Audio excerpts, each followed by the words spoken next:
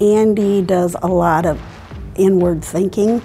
He's very much a planner. I did the EMT course out at NICC when I was a senior in high school with my twin sister. Very determined when he sees something. I mean, I saw that when he was in motocross. I mean, he started out where he was always last place, always falling.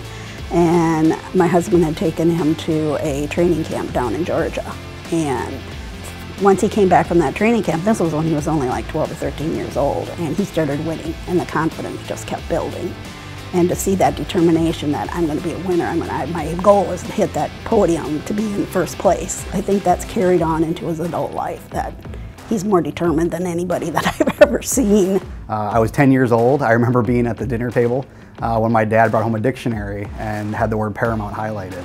And it was something that we were like, Dad, what are you doing reading the dictionary? You know, and he said it's going to be the name of our ambulance company. And my mom, who was a nurse by trade, kind of freaked out and was like, our what? I always felt Andy had a good heart, and I could always have pictured him in healthcare, and I had even suggested he look into becoming a doctor. My parents were doing, we're in two different careers.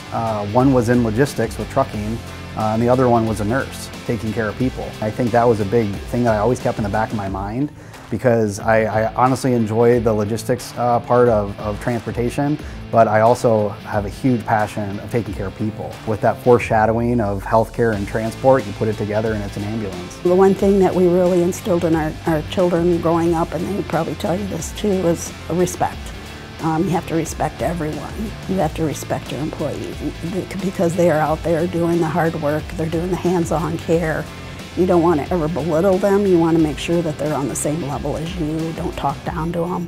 And he's very good at that. One of the biggest things that was a turning point for me in my career was in 2017, I assisted a team, a special response team that went down to the U.S. Virgin Islands after 2 Category 5 hurricanes destroyed most of the island. So I went down there for 30 days to work on an ambulance.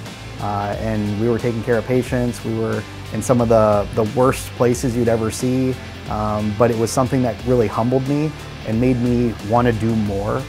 So when I came back from that experience, that's when I joined the Iowa EMS Association board. I think he started out there with the volunteer, and then he got voted in as treasurer, and then just recently, within the past year, got voted to be the president. I thought, wow, you're really moving up fast in that organization. And for them to say that he's the youngest one that they've ever had in that position, I mean, to have him as all his accomplishments that he's had at the age of 30, I'm like, wow, where are you going to be when you're 40?